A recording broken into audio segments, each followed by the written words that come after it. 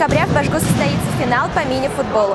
За профсоюзный кубок первокурсника сразятся команды Института истории и государственного управления и Института экономики, финансов и бизнеса.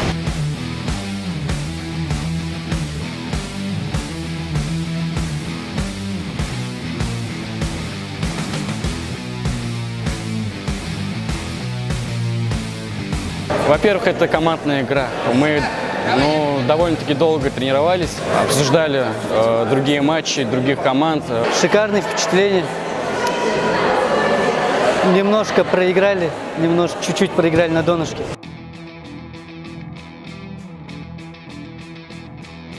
этом году уровень был намного выше, чем в прошлом. Были очень крутые игры. Очень крутые игры были, особенно финал. Всем же финал понравился.